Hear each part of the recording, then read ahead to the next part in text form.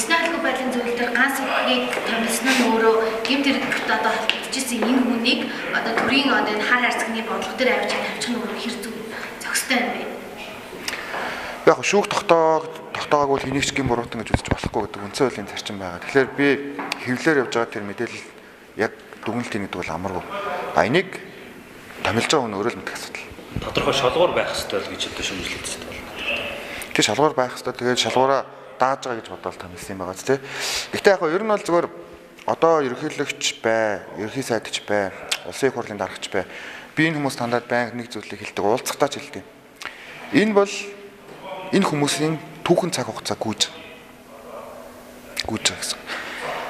Энэ дээрээ буруу үйлдэл хийх тусам олон нийтийн дэмжлэг алдаа. Олон нийтийн дэмжлэг алдах тусам мөрөөдөлчин замхарнаа. Мөрөөдөлчин замхруул хананд зураг олж үлднэ. Та нарт өөр сонголт байхгүй.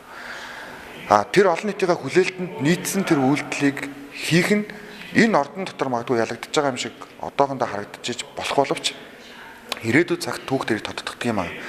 Би ч л одоо бас бодож байгаа. Энэ Монгол улсын ерөнхийлөгч үндсэн хуулийг өөрчлөх тал дээр санаачлаг гаргаасаа. Тэр нь бууж өгөөсэй гэсэн үг. Тэгэхээр яг мэдээж одоо жишээлбэл ингээд те одоо төрийн 3 өндөрлөгт гараад ирсэн хувь хүмүүс буултыг дургу. Буултыг дургу гэдэг нь яг хөөр эрх мэдлийг хамж авахын төлөө хичээдэг. Гэтэл жишээлбэл цаг хугацаа их өөрлөлтөө өнөөдөр эрх мэдлийг хамж авахгүй хичээснээс болж элбэг дөрж ерөнхийлөгч ямар хуу байдалтайгаар энэ Монгол төрийн өндөрлөгөөс буу. Бид нар бүгдээрээ л харж ямар сайхан хүн гарч ирв. Анх ямар болоод буу. Яаж түүхэнд үлдэх гэж. Энийг бас бидний хувьд ингээд бодгол хэрэгтэй. Гэтэл жишээлбэл Михаил Сергеевич Горбачов гэдэг хүн байна. Зөвлөлт холбоот улс гэдэг тэр том бүтцийг мань хүн задлсан байхгүй. Хамгийн сүүлчийн ерөнхийлөгч болсон.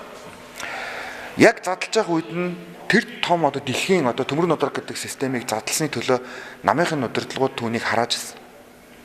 Чи өөртөө байгаа бүх эрх мэдлийг өглөө. Чи энэ одоо тэ Ленингийн байгуулсан, Сталины байгуулсан энэ том намыг задлаа. Гэхдээ цаг хугацаа зөв гэдгийг нотолсон байхгүй. Цаг хугацаа зөв гэдгийг нотлоо тэр хүн Нобелийн их тайвны шагналтан болсон. Мэдээж удаан хугацаанд ерөнхийлөгчөөр ажиллаагүй ч гэсэн тэр дэлхийд суур шинжилгээ хийсэн. Тэгэхээр магадгүй жишээлбэл энэ үндсэн хуулийг ерөнхийлөгчийг парламентод сонгогдох ч юм уу. Эсвэл яг ерөнхийлөгчийн засаглалтаа болгох ч юм уу. Эсвэл яг сонгодог ерөнхийлөгч, эсвэл яг сонгодог парламент гэдэг энэ засаглалын эрх мэдлийг хийж чадсан хүн бол Монголын түүхэн хүн болно. Дараагийн 25 жилийн гэсэн. Одоо яг Батмөнх дарга шиг тийм хожим дурддах, хөшөөн баригдах, хожимын үеийн судлаачид тэр хүний эрд зэргийг гайхан магтах тийм юм л.